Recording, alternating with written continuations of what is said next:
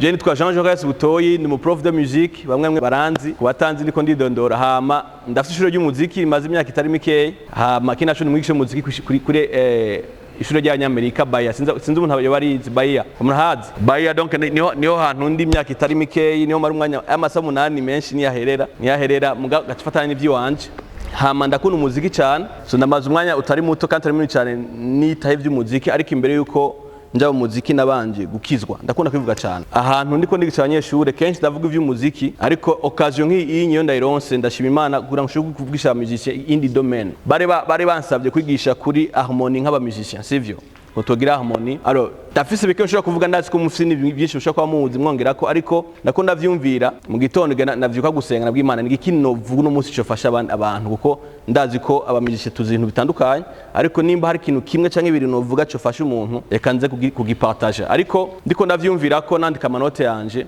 harmonie kuri jewe ihagatswe ibintu bibiri c'est avoir le même cœur donc la même compréhension le même cœur ama aussi avoir la même information c'est comme gitahura n'ibintu bibiri sanku nza kuintroduce gusa avoir le même cœur kugira umutima umwe bibiri avuga ngo babiri bojana badafite même vision bataburi ibintu cyo kimwe kuko parlant de l'harmonie mu mashengero yacu mu magroupe de musique nuko kimwe ndamaze imyaka itari mike mu makorari renga nka 10 n'ingahe kimwe nabonye nuko aba musiciens n'ont pas le même cœur sivyo ndaza kuvuga gatoyi icaka biri avoir la même connaissance kugira connaissance imwe niho nshashira ko dimension yo kwiga umuziki so n'ibintu bibiri je byamfashije cyane n'ubu bikibananya bimfasha numva no partage mu mwanya muto ariko ndizira sinzi kikindi bizokunda fise umwanya wiyaguye kugira ngo ndayivuge mu buryo buramvuye donc ntanga yanje gatoye je nakije muri 2004 umva hariho bamwe muri batari bwavuke ndibaza muri 2004 hama ngikizwa nakirije muri Shaddai natwe Shaddai benshi bayizi igihari ngikizwa naciye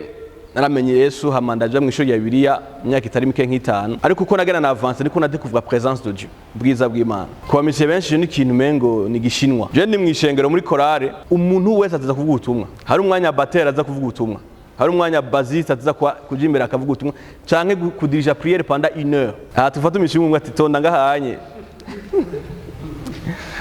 utubwira ijambo ry'Imana canke utudirije muri prière ahantu benshi boca byo wakamana ariko ni kintu kiri très important pasteur wanje wa mbere yaragize kuvuga ikintu cyangwa mu myaka myinshi ngo muri monde chrétien muri monde artiste monde gospel chrétien ntushura kwitebamwo udakoresha ama principe y'Imana toko turavuga abantu bakera ba Don Moon ba Ron Kenoly ba Darlene n'abantu jusqu'à aujourd'hui niho bakiri sivyo niho bakiri mugarano wenshi tumaze kumva nunga mu gihugu baraje bakiza comme des étoiles filantes bagahitinga amabenda akomeye abantu baririmba neza afite amajwi meza mugabo kubera batakurije ama principe y'Imana muri monde y'umuziki w'Imana ils ne peuvent pas durer. Nimba abantu nka Don Moon bagihari bagifite impact jusqu'à aujourd'hui. Hari umutima le cœur que beaucoup de musiciens n'ont pas. Ibintu vy'Imana byose bifite ama règle abigenga. Ingo yaba ama relation yaba ubuzima byose bifite ama principe abigenga. So ari ama principe akora mu vireke umuziki no kuvugiriza mwishengero. Iyo umuntu ayaviola ntushira kudura. Kimwe muri ivyo onye aba musiciens benshi qu'ils ont ignoré nuko bibona beaucoup plus nk'aba musiciens avant ko kubona nk'abana b'Imana. Niyazo ko bazimiranje babivuze ko nawe wabivuze ariko ni kintu numva no tangurirako imbere ko nja ku kindi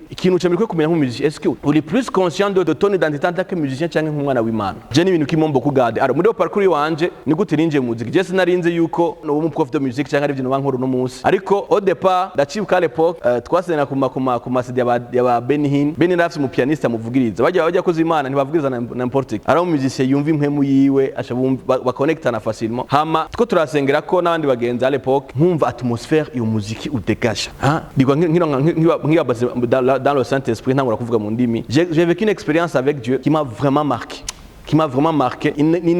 pour aujourd'hui mvuga ati nimba ndi ahondi nimba ngeze aho ngeze harana Imana nkuye yaho ngejeje il y a une grande partie y'ibintu natahuye très tôt amen relation yanje n'Imana hakiri kare hama je nagiye muri chorale imbere ko muri chorale avuga ati ni gute d'abord avant ndacibuka turi twase muri Odeon hari ukuntu yavuze musicien bicanye ibintu bitandukanye bya kera akuna musicien ubavuruze amu musicien twa dufise umuvuruze yafise influence ku musicien benshi yagenda twe na band yiwe yose batera naenda arabeba mu leader agatwara aba pianiste kwera niwo muntu sindavuga amazina amwe murabazi pasteur bakorwa na pasteur yaca agenda bose batwaye nabaca mukurikira uko niwe yabahereza maziba canke ntumbaze hama muri chorale ugasanga pendant la semaine hamishe baza benshi bitondera dimanche sanga pendant la semaine hari vide mu matin ya louange adoration hari vide nta mwanya babafise canke niyo barinze baza baravuze umuziki bahejeje gashoja mu iduga kudiraga abakobwa usotse wacu wasanga yari bari marigara 2 à 2 nibiki hari n'abo twumva bati ya madamu abariri nyene antwa bibabaje hama wowe ukaja gusenga ufumva ushuhiye Imana ushaka kubona Imana ariko ugasanga nta mupianiste hari nta mubatera hari nuko je byatamye kunjya muri jewe ugacengira nige piano nzuzi ndagenda kuvuga ko abantu bari imbere twabona nk'abantu babakozi b'Imana abantu baba bishop abantu nyene bakarore kuri twebwe ariko ukabashoke n'ukuntu abantu urubona haje imbere c'était même des leaders de chorale bagira ibintu kati n'abandi babantu twaravye twifuza gusa nabo ko twatwibaza ko bose ameze nka Don Moon bose ameze nka Darlene ni ma twa dufise mais c'était pas vrai je nuko envie kuja mu muziki yaje canje rero mfise umutima uri different datwara misi abantu benshi bagiye mu église muri chorale kubera gukurikira motif bazibona gukurikira ama piano agezwe gukurikira ama instrument nta nukura piano nta nukura batterie ukaje muri chorale kugira ngo wimenyereze la plupart de ces musiciens bamaze kumenya umuziki baca bagenda mu karaoke mu magig no mu mahera atarabimenya abaciye bugufi abatekanye mu kugendera duga niko mumubura wabivuze mu repetition ko azacerewe niko afise production ta production recording muri studio nta mwanya ronka no kintu kiri important kuri wese para chorale kugendera duga sivyo nimi byagiye birambabaje bwa je faut niga umuziki faut qu'on niga piano dans le but de combler les vides c'est comme ça que je suis entré à la chorale donc ibintu byose nkora by'umuziki byose bifite fondement kuri ico kintu je tuma sishura kureka kutavuga yuko harmonie ishobora gukunda mudafite umutima umwe turi mu chorale abantu bazafite amajana atandukanye bafite ama background atandukanye havuze yuko abantu bashobora kuza bafite ama blessure atandukanye à l'époque je nazikona kijugi hari rêvé 2003 2004 hari kanguru ngamo antwa mu gisagara sinzi nk'ahandi ubu tugeze ahantu ukoranariza l'histoire de l'église du Burundi il y a beaucoup de blessures anonshi barabaye blessé avamwe usanga ufite chorale imwe pianiste avuye hari anye guitariste avuye hari anye yavuye hari anye bafite ama séquelles n'ama blessure muri bo ushaka kubabwira ko bavuza hamwe mais ils n'ont pas le même cœur ntibafite n'enseignement imwe ntibafite n'education imwe mugushaka ko badégage harmonie ntibikunda je tuma amasession nk'aya anye faut ko gwira vraiment gura aba musiciens babigishe uko umutima utabaye travailler umutima utari en harmonie shaka mugire gute shaka kuvuza amakora ameze gute ndaza bon sinzi ko kuvuza umuziki kora nta mwanya kandi nta nzi ko kwandika ko byari kumfasha cyane ariko ndatsiko nzogaruka donc ikibazo gihari bike maze ko observer tuvuzanya n'abantu twara n'abantu dafite umutima umwe dufite même éducation spirituelle on n'a pas le même fondement tugatwa espera yuko tugira un résultat iri imo harmonie bikunda vraiment ça c'est na ma illusion so nk'abakozi b'Imana ba bishop ngahanye il faut vraiment kikintu ko kiba kiri régulier imba bokora ishure pana ry'umuziki forcément rijejwe kunagura no gufasha aba musiciens kugira umutima w'Imana sinzi ko mutahura donc ico kintu ca mbere je camfashije kandi ubu ncubakirako nkija muri kaminuza nizi ibindi bintu nizi bya finance muri kaminuza ya pas mal d'années navuye muri université ya nka 10 ans 12 ans c'est sinzi ko ntoreza muri no bintu nabigiyemwo juste pour aider mugabo biriwe ngo il y a beaucoup de projets dans le cœur de l'homme mais c'est seule la volonté de Dieu qui s'accomplit nane sama projet menshi famille yanje nka yose ibibura yo hanze j'ai prévu beaucoup de fois kuja hanze ariko Imana irambwira ati guma ngaha nani nifite ni magahunda mu mutwe cyo nikiri kintu hovuga umumbisi yafa koronka kaje yo kugenda aba yagiye ikibazo dufite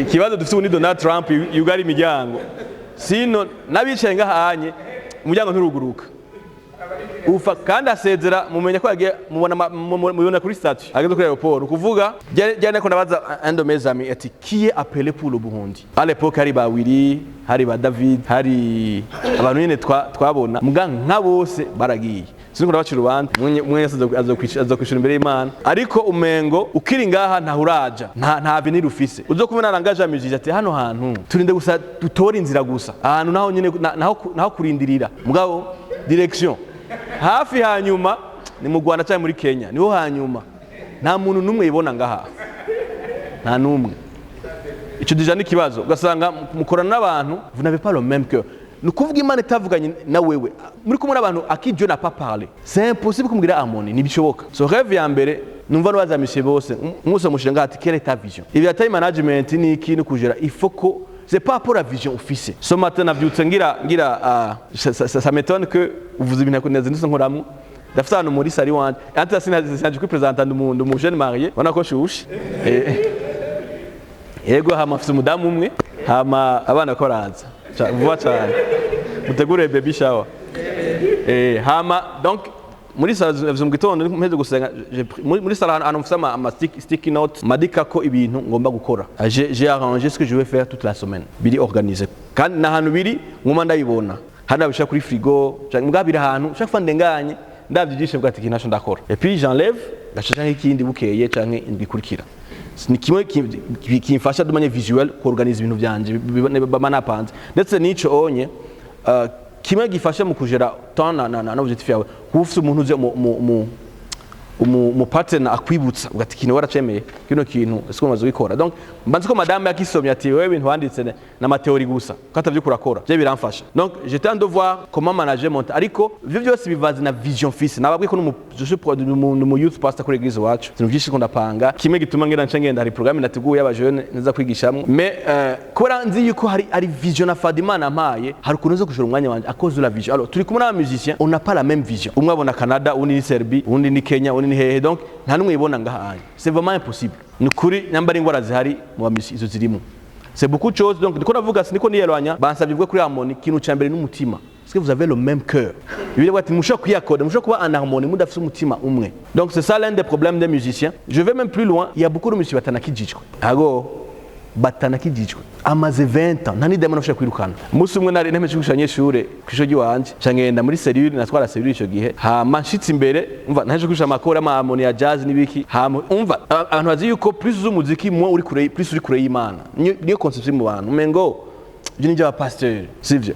Hama dushe muri cellule candaje imbere ntangura kudirija worship ndavuga ubutumwa ndasengera abantu dutashe vuga bwa bundi urazi gusoma Bibiliya yarabaye choqué.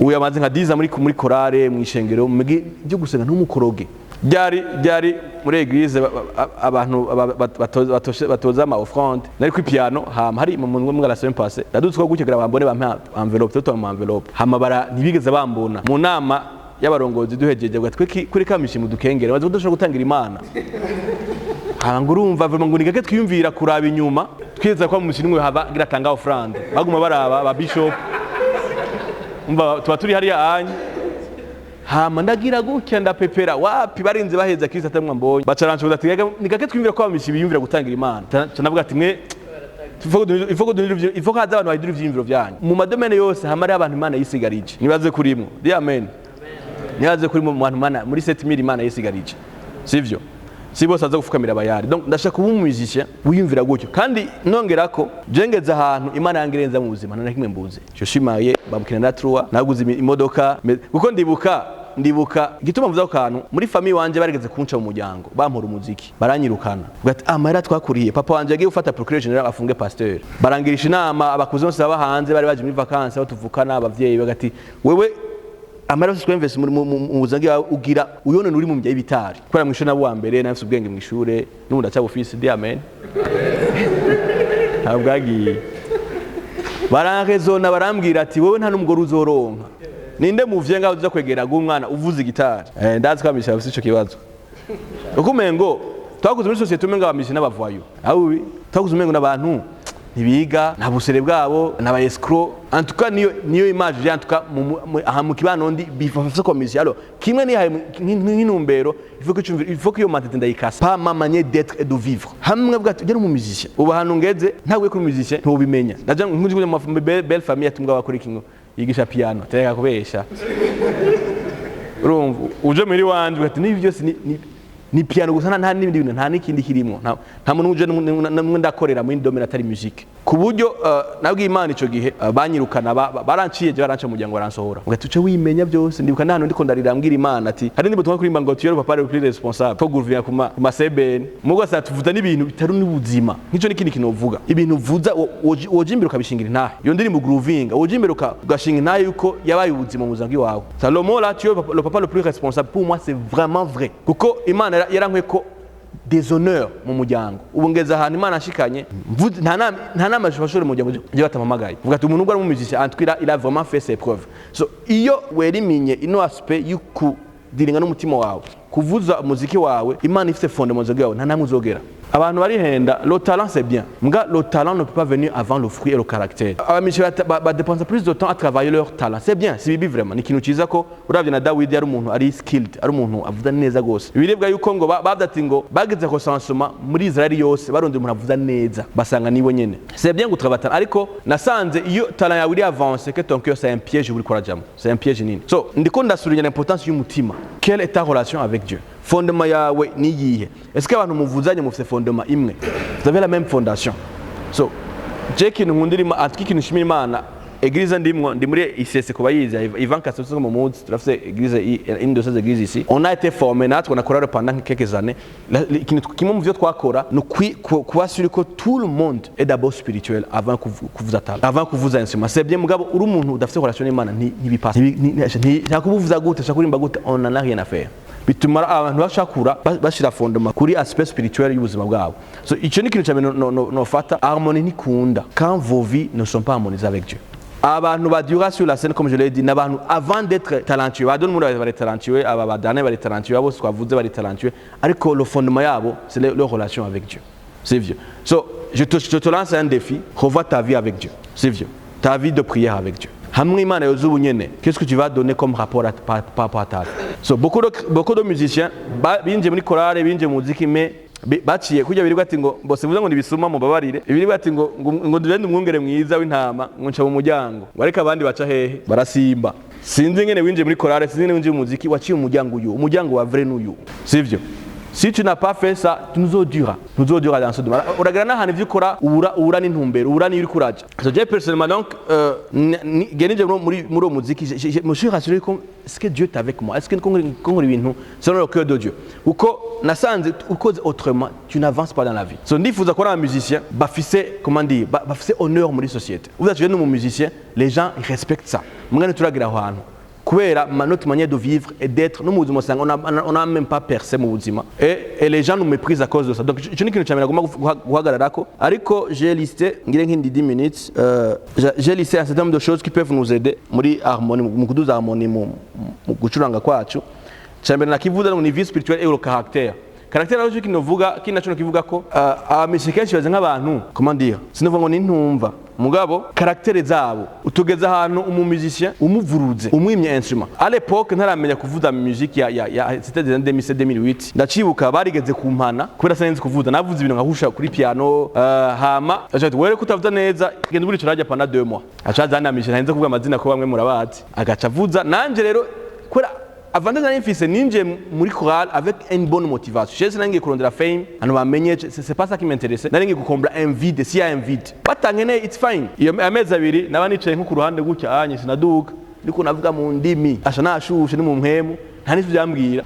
Après un moment, 2 mois, umuntu aturongora, yani mu pasteur si tu veux. Biramujya mu mutwe avuga ati wowe rero waje turakura umwe muto tudasenga akuvuza piano. Oh na pratique à la maison mais j'avais pas encore le niveau yo kuvuza. Cette soirée musicale sinumva makoni biki. Mugo uwo mwanya nari muri nuvuga mu gihano, j'ai gardé mon cœur. Ubu tugeza ahantu même avant, il faut blesser un musicien. Cyangwa umuvuruge gato acagumuka. Cyangwa ro nk'ahantu hari mieux. Ahantu bamutrata bien, ahantu bamwakira, ahantu batamuvuruga. C'est là qui va aller. Ariko ndiko mvuga kuri caractère je t'assure caractère yawe nitabasekuwe nitabatraité hanatazogera il faut kuba ahantu même si on te blesse même si on t'ignore ugumukorera Imana parce que kinabonye yakira kivuga bishop nga anye on veut être reconnu on veut être dushaka kuba tubona baduconsidera abakonesi ingabire zacu quand on les ignore canke bagushe kuri bench agafata undi mu musicien we bakakwicarika yavuze kare ngo umushabiza aje ati weva ngaho kuvuza ibiki baje ku ruhande gusongora baye blessé nous se kuyangaja parce que on ne te calcule pas so ini kini kibaza monsieur fils donc caractère si on te brusque si on fait pas du shaka canke bakwicaritse ucutakaza vision cumengo ahantu sahi wawe mais sincèrement umutima ni kintu kinini cyane uvuga ko ibintu byinshi aho se n'amashuri je naciye baranyiceze baranafuse ndibuka à l'époque baranyikoye muri korana baramfuta mbwa ati wewe umuziki bagira ronde kini kura mu buzima sivyi wawe ndacavye iyo phrase nso kwibagira c'était en 2008 gutyo 2007 gutyo umuziki fait autre chose reka gutesha abantu mwanya nayebwe n'umupasteur yanyigisha imbere ubutumwa ahagara imbere nicara nga niwambwa ivyo bintu mugabo naranse mutima wanje kwereza ikibanza kuko iyo ndabereza ikibanza mba nayivuyemo mazwisha mishi benshi gose ico gihe iyo ndavyumviriza ibintu Imana yateguriye muri je guhereza abantu bavya yarapfuye so les blessures le caractère ni kintu très important udashobora kubidiringa navyo now hano azogera donc beaucoup de choses par rapport au cœur ndabitebako ariko icaka biri ngomba kuvuga ni navuze deux piliers de la monnaie ni le cœur et la forme ni le cœur et l'information ou la formation maintenant turi indi défi dufise mu makorali yacu on n'est pas formé iburaya akavuga byo kuriha kupia musicien ama groupe menshi muri États-Unis iburaya usanga kuguruje muri chorale uza ko warize musique muga ino umva umuhamagaro ngo numva umuriro gukorera Imana umva muri chorale niyo bagize bahamagaye abajeni biyangaje muri église benshi baje muri chorale kwera ino n'umuhamagaro sivyo ni vyiza ariko l'un des problèmes du festival vraiment ino, 99%, même 100% de ceux qui sont à la chorale ne sont pas formés. Ou la worship leader a une différence entre la tonne et demi-ton. Ntazi n'ivyo arivyo. Ntazi kumva si ari harmonie mineure ou majeure. We n'indirimbo gusa. N'amajambo n'amabonga, on ne sait pas. Et puis ugasanga il y a un grand décalage entre les chantres et les musiciens. Nini. Abashantre bo n'abakoroge ni ijwi gusa no kuvuga mu ndimi no kudwebera no kuririmba nta bindi. Mu muziki zero. Ahamaze 20 ans 15 ans ari chorale nta nakimwe azi. So il faut vraiment former les gens. So, harmonie ni kunda l'harmonie n'est pas possible montrer comme règle amwe. Est-ce que vous avez la même connaissance? D'où l'importance maintenant des formations des écoles de musique, des gens qui répondent à l'appel de Dieu pour aider. Je nizera ko neme mamagaro y'Imana kugira ngo mfashe muri weekends pour aider les jeunes musiciens. Kuko comme je le disais, alors qu'il est Jesse nakwa dabomba mu Burundi, il y a beaucoup d'années ko naragiye hanze kuva kera, mais Dieu m'a empêché. Dieu m'a dit gumangaha. Cyo ni kindi kintu kumvira Imana. Kuko utarahana Imana gushaka ntushobora guprospera. Il faut kumva Imana. Hari mu 2015 avyibuka. Nangi muri Canada, amabilité yanje yose muri Canada. Nangi gura master muri audit et Dieu m'a dit reste. Hari bakora rasana ngaha hari muravyibuka. Je reste 3 fois barasa no kundasa inshuro zitatu. Nikore bitari mwibarara 19 du matin. Uri kumusaga, uri hehe. Banazo baranamagaritse mwibarara ariko j'avais clairement entendu Dieu. J'ai pris le risque entre guillemets.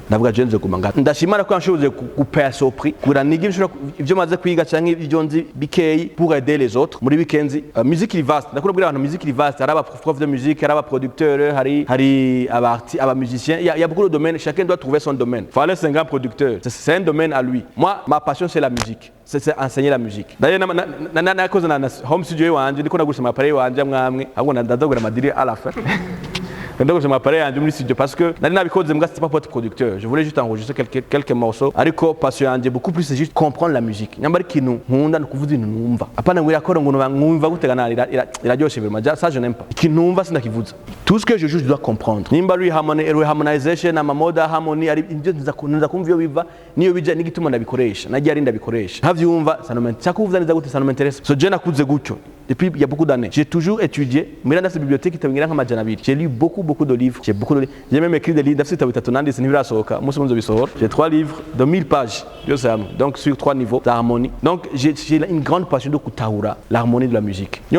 Chaque fois j'ai l'occasion d'expliquer à quelqu'un qui bakora gute, ino akora gute, ino scale kora ryari, ino de musique bakora quel type de progression. Ça c'est ma passion. Donc pour chaque vision et chaque passion, il y a un prix à payer. J'ai un prix à payer quand on a changé d'aide kandi ndabona ko Imana ari mwizigirwa. Sivyo. Ça de mon introduction, j'avais prévu beaucoup de choses. Point une formation. Il faut qu'on soit formé. Il faut qu'il y ait des centres de formation. C'est vrai, les formations ça coûte des fois parce que ceux qui forment nabonye payer un prix. Sivyo. Musanza nkorera cyangwa ibintu nkoresha cyangwa amara menshi. Nk'iyo bibliothèque entre 20 et 30 millions kugira ndayibatise. Urumva nshaka kuzatingabira kino gitabo. Nubwo nkunda Imana. Non. Ça veut dire il y a un prix. Il faut faire des prix abordables, accessibles. Il faut déjà avoir le zèle d'être formé et créer des cadres, des plateformes de tout le monde. La plupart d'entre eux, sinon, ils musique. Ils ont étudié la musique, ils ont étudié l'harmonie, solfège, musique. Mais c'est pas le cas. C'est pas le cas. Tout vous avez nous par oreille. Et tu dis là, Imana il a fait genge. Ngera uje kwa musique abanyafrika ata mama yense zo afite nabyonzi. Ikibazo musique y'abanyafrika ubarimo indani. Ubarimwo ubatemberamwo. Ntazi ngene vyitwa n'ingene bikora mugabo arabifyona tu kandi bigasona.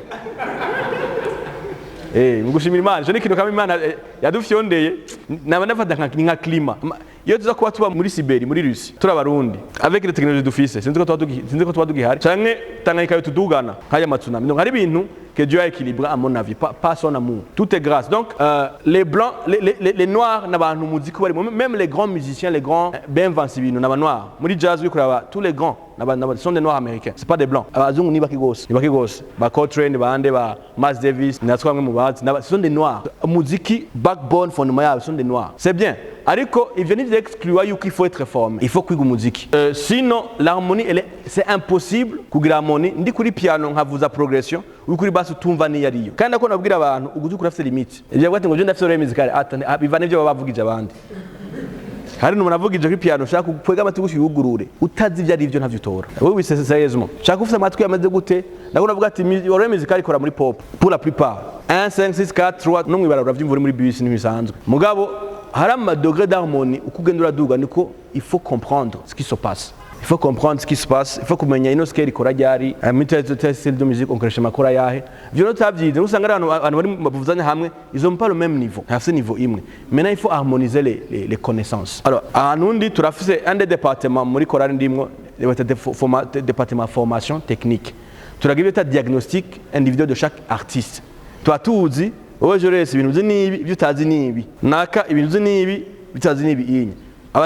On fait comme ça et puis j'ai dukora kuri map un plan de développement professionnel avec un deadline il est précis dans 2 mois il faut avoir quoi il faut que vous arongereje ko kuvyuzi ino quantité de connaissances programme monitoring na ma évaluation continue comme ça on sait qu'on avance sivyo on avance kabuzi yuko akano passer wanje avuze kanyoheye ngo il faut yuko Joresi wejo aravye Joresi no munsi akoma amashi agatangira frandi man muri bitahura Gati, vous n'avez pas compris. Il faut que je laisse Wejo. Arabe, je laisse le Gati. Non, je n'en crois pas mes yeux. Dieu a tellement transformé ma vie, j'ai tellement évolué. Manishim. Nimba uko uri, uhoraho wenye niwe ari uko yarejo, niko no musi, niko azohoraho. Ariko wewe siko biri. Il faut que tu avances. Ko tu avances muri connaissance. Alors, iyo pirida hari kugisha abantu, comme nous on fait en tout cas biradufasha twa haturi muri chorale, on forme des gens. Chaque personne abazi yuko hari natazi, on doit l'aider à avancer. Alors, comme toi tu mu cadre de chorale, on le fait gratuitement. On sait à Dieu. Mugogi en cadre est plus structuré comme des écoles de formation, il faut payer parce que chaque connaissance il faut un prix à ça. C'est pas possible. Quand quelque chose ne t'a pas coûté quelque chose n'a valeur il faut payer le prix. Il faut payer le prix dans tous les domaines. So, quand on veut des choses simples, faciles, ni marche. Et il faut pas dire na maman ya hari. Est-ce que tu as pris par rapport à ça? C'est un Dieu qui donne tout. Ni mu bantu nambari arahan et domaine ce témoignage. On y voit ma finance. Ngikizwa nasengera 50,000 imana kayishura. Après 100,000 angeza no gusengera ma millions. I believe for millions et Dieu les amène. So muri musique ara ma domaine atanu qu'il faut vraiment développer ku étudier muri formation, aspect formation, alors music harmony. Étudier abandi bantu qui ont créé des arrangements nko déchiffrer ko bisigura donc c'est 5 piliers donc cyambere music harmony cyangwa la théorie de la musique ni kintu benshi baneglige gutahura comprendre les lois de la musique à l'époque nk'ivyiga bantu bambwira ati je nikuragira gutumwanya n'important no kuvuza je vous rappelle yuko déjà kuri ce kintu hari no jewe nahereje importance byamfaje aho ngeze no munsi kuba narize théorie de la musique kuba nahura ngene musique iri forme kuba nshobora kuhagarara imbere hano nkabigisha ngasigura ama principe kuko abamisye menshi avuga neza mugana ashobora gusigura ashobora gutransmettre no kuexpliquer ce qu'il joue cyangwa n'ivyo karavuza ariko iyo ufite connaissance ya music theory non sema gufasha gufasha abandi bantu kugira ngo bagera hugeza ariko je personnellement biringo ni ntayi niniya ndibuka à l'époque yanga 5 ans 5-6 ans nkora kusho y'Amerika ces américains baraje kunondera bari bagize appel d'offre barondera un prof de musique ariko ari amacrité qu'ils avaient posé comme condition kugira ngo ukoreyo ko nishure ryiza bagupeya neza gose niki hama Jessing ne bandonse mais kimwe mu vyo begzije yari est-ce que uratahura music theory est-ce que ushobora gusigura intu vuza kuko dushaka kubigisha abana ba 4 ans kuko ndashaka kugisha umujene wa 20 ans bikapasa wowe umwana wa 3 ans nagisha abazungu benshi ma private lessons umwana wa 4 ans abana bazungu batahura music bakiri bato à 2 ans abatangwe piano 3 ans ino yo Christian ntiraza so araba experts babino abashaka umwana we abananya makuru de musique yayize mu France cyangwa muri États-Unis cyangwa mu Bushinwa. Et puis je devais prouver que je suis un wa 4 akavuza indirimbo za basaguza indirimbo z'abana ama nursery songs à birthday uri mu bw'abana donc je devais relever le défi dans 1 ou 2 mois. Alors, il y a des techniques que je devais développer kugisha umuntu kugira ngo ivyo nzi bimujemo muri délai précis. So ko narize music harmony ni kintu cugure n'inzira mu vyo ndimwe no munsi ahantu jengezo no munsi ndashima amfashije jusqu'à aujourd'hui. So abantu néglige ino gutahura musique unipanze. C'est ce que les blancs valorisent. Nta bintu bavuza byose barabitahura. Donc tout ce qu'ils jouent ils comprennent. So c'est vraiment important ugomba kugira kure ndetse no kuvuza umuziki muri église nyamba wibona quelque part loin ubona différents horizons ari kure mu vy'umuziki uza kutahura les règles de la musique. Sinon ivyo uvuza udatahura hazogira hano bigukamana byugara nk'ibomba yugaye. Cha kabiri kusoma umuziki reading music. Ndibuka kino kintu canje mwe twari mu séminaire Apollinaire yatumiye musicien à l'époque 2014 gutyo 13-14. Il avait invité un professionnel, il a twigishije yaduhaye envie kumenya gusoma ama partition ya jazz ico gihe. Kuva ico gihe j'ai compris yuko ntazi gusoma umuziki, je suis un illettré. Je suis désolé. Tuvuze ngo uri illettré. Muga utazi gusoma no kwandika umuziki, umuntu atazi gusoma no kwandika mwita gute. Ubandanye. Donc sinanzi gusoma no kwandika umuziki narawumva gusa et j'ai appris ça niyo indi condition projet ahantu nkora ubu est-ce que urazi gusoma ma partition ya musique classique parce que je devais donner des cours de musique classique kuri piano abana bazo kenshi n'abana bazungu bavyiinteressa ko bakama cha mitabo by'abashinwa ama partition y'abashinwa muri solfège hama tu peux jouer ça uvugije sandore kabikorotse simambayeho Yako nabwira abantu muri enseignement musique il y a beaucoup d'argent que les gens ne connaissent pas. Oui, ndashokwisha abantu batatu bonyene bama $500. Ndisi kumuri giga batabironka ama $500. Muri giga uza kugena handizi. Sinazi ko yaronka. Apana nga mu Burundi. Ni juste abantu batatu. Ngiye kuri 10 hoho cyamba Dangote. Mugurumva hari ibintu j'ai investi. À l'époque, les gens ont négligé. Mugabo aujourd'hui, ça me sert beaucoup. Ndetse no ngahanye niyo woja hanze utaura harmonie na solfège. So gusoma partition. Tu as beaucoup d'horizons. Nansa mokaje menshi kuja muri Kenya hanze mwana ravyanse parce que Dieu m'a obligé de rester ici. Mugabo I have all it takes kugenda hanze. Kavuza umuziki ngatahura ngadeshifama ma partition avec les autres parce que je comprends comment ça se fait. Ça fait beaucoup d'années d'abikora. Na musi numwe ntigisha solfège ku kazi. Uko tout ce que je fais c'est écrit. Ni ibintu nkora tous les jours. Ni ibintu natwebereyemo. Harmony and reading music ni ibintu qui m'aide beaucoup. C'est deux piliers abantu qui ont négligé. Les musiciens nous n'en avons ivyo bintu. Bo baza kuja gatatu na kitu gatatu ni groove na touche na technique. Métronome. Nasika rundi arabambere banyerako kuri métronome. Amaskez groove kuvuza neza. C'est bien. Ni kuri ni kintu ciza cyane kuko utavuza neza vyuvuga nta kamero kavyo. So yoni pili ya gatatu donc ndiko navuga ma pili ya formation. Donc il y a théorie, il y a solfège, il y a technique, c'est très important. Le technique biravana arano ari talentueux. Nanavyiga n'abantu ningabiri Imana bahaye. Afakora kumujya ucuturika. Avuga neza gose, wow, c'est vraiment bien. Mugabo namukora kugereranya na langue. Urashobora kufite pronunciation nziza, uvuga ifaransa ciza, cyonza ciza, mugabo hari amaterme technique. Atayuzi pronunciation naci kumarira. Nigishana n'abanyamerika bavuga icyongereza hamwe gutukuwe bagutya. Qu'est-ce que tu as dit? What did you say? Icyonza cyawo kiranyereye ko bavuye California, bavuye he Texas. Sukura bigisha imbere yawe bavuga angle nawe uri kosora. Parankosoye kenshi mbwimana ishimwe baratumye intera imbere. Umwana wa Katra avuga ati ucuvuze ko wakivuga. J'ai appris imyaka mazeyo, j'ai appris ibintu byinshi mu cyongereza. Ko amakoma donne ku en anglais. Et puis accent yabo nta niyuriye ni wawe. Mugabo hari amaterme nkoresheje badasha gutahura parce que ça dépasse leur cerveau. So kuvuga ururimi neza ça ne suffit pas. Il faut augmenter vocabulaire, il faut augmenter connaissance. So kuvuga neza ni vyiza mugabo il faut augmenter la connaissance muri musique. So nizo piliers zitanu donc ndasubiramwo music harmony, reading music, technique, hama music styles kumenya différence de musique. Namba sinzi amagu yanyu uvuga ati sinzi umuziki style préféré ni ton style préféré ni slow bon, slow rock, slow blues, slow jazz. Slow si style. Donc slow il vague. C'est donc mfata slow rock. Rumva. Bo chafata kwari rock. Kuvuga nyimba ari style wawe yumviriza hamfashe telefone yawe uzemo amosho ya rock. Ni bon. Kuvuga iyi pili ya kane ntushaka kuvuza ikintu ndakunda kumviriza. Ntibikunda. So il faut savoir kimwe makuru nigisha ahantu nkorera ni music history kumenya blues yavuye he jazz yavuye he quels sont les meilleurs musiciens muri notre style quels sont les meilleurs arrangeurs quels sont les meilleurs morceaux ni gute muri style ushaka kuja kure no ntushaka kumenya ibintu byose abanyafrika barandyohera en tout cas muzungu agiye kuri stage abafite gitari zinga nka zitatu canke zine imwe za kuvuza jazz ahejeje acha deposa afata gitari ya rock ahejeje afata gitari ya reggae mugato bwe ino ufite gitari imwe ivuza amastile yose rumva kandi ubizi vyose mensonge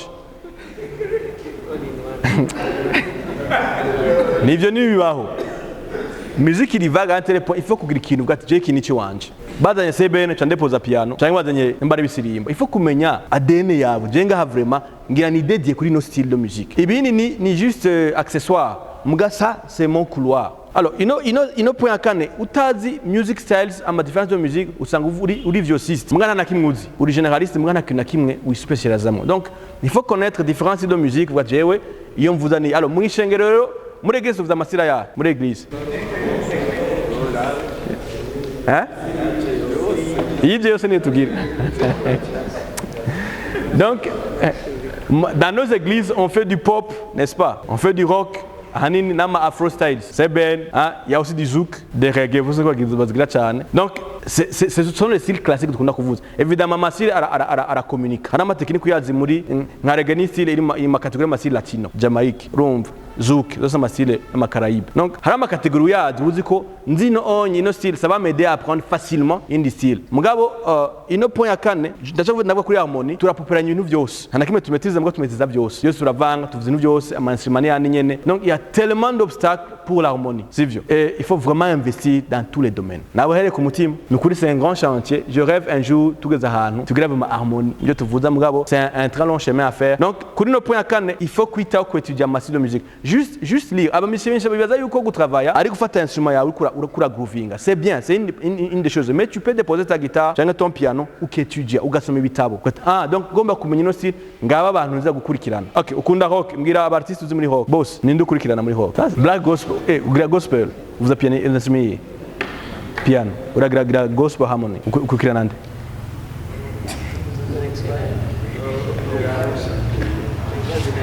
Cyo kiri muza kuciyumvirako wicara uvuga ati jewe kele mon style ya mbere principal ou préfère wihereza umwanya wawe wose uyetuje uraba abantu ukurikirana muri yo style parce que mu buzima on a toujours des pairs, on a toujours des repères.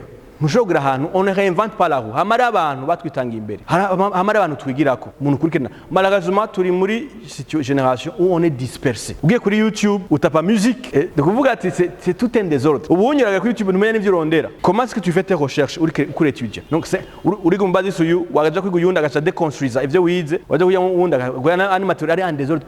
Ugasanga urasanzaye. Donc YouTube ni nk'ishamba nta n'ikikumariye. Mais iyo ufise couloir ukurikirana ntuta n'umwanya wawe. Mu gihe time management buzi ko uno mwanya je ino kuno kwezi ndokora slow rock yonyene. Apana lundi slow rock, mardi seben, mercredi zouk, jeudi nuze gospel, vendredi muvangatiranye ibintu. À la fin bashage bayita gute? Bayita iyo ibintu byinshi bitandukanye bitagute. Tugira indigestion, voilà, c'est ça le terme. Donc il y a un point kane, donc il faut kuraba quel est ton style de musique. Yo muri église, yama mfisa kuvuza rock, il faut que mu manu mwanya mukavuga ati on va étudier comment le rock fonctionne. Bassline zigenda gute, ama chord agenda gute, ama fills agenda gute, ama numbazi beaucoup de choses. Mukavuga ati avant de kuvuza no style ya rock, il faut nous former sur le style. Mukara muri église wanyu les différents styles mukunda kuvuza, nimba ari seben, mukara umuntu ayumva bien. Mukagira ma formation technique, ama atelier sur un ou deux styles. Au fur et à mesure qu'on se forme sur des styles précis, on va jouer bien. Je te m'avais dit ibintu byiza bisukuye ntibapoperanye ibintu nta muntu avuze ngo je muza amasire kuri piano ari musique classique ni classique haje jazz acava ko jazz unavuza jazz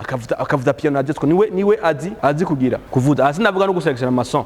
Voilà un peu de mon icayimana kivuza ni kuinterpréter, il faut déchiffrer, il faut kuraba nene bakoze umuziki biratuma umenya ati ino style de musique il faut quelqu'un ari umuntu nkurikirana avuza ino style bien, il faut ko subira mu byandi bakoze kugira ngo wige kuvya abandi avant de créer ivyo wawe. Là je n'ai pas dit kugira ahantu maintenant udakurikirana abandi nawe créer ivyo wawe que les gens peuvent imiter. Je me suis beaucoup amusé à créer mes propres progressions. Ma progression wanje abandi nshobora gupartager ni progression na créer. Nkavanga ibintu byose nize bwatingira nkuri n'uwakora sande kurubita muri jazz reharmonization yatwa bamwe babizi ku reharmoniza ama harmonie ukaya déconstruire ukacugira iwawe ari base kunuze. Si j'avais le temps et le tabingira nzoga ikindi gihe j'allais donner une progression à pop tukay transforme. Là, en tout cas, ça va être interactif. Quelles sont les lois? Déjà, on suppose qu'il y a déjà l'harmonie à la base. Maintenant, puis une lèvre, on est toujours construire une harmonie plus avancée, une harmonie de base. Donc, un peu de mon niveau, je voilà, en résumé, le cœur et la formation. Munga beaucoup plus imitima yacu. Nos cœurs. Quelle est notre relation avec Dieu? Après, il faut nous former. Il faut étudier, il faut kuraba ahantu uri fort, ahantu uri faible, nani ukwiye kudevelopa. Imana ibahezagire.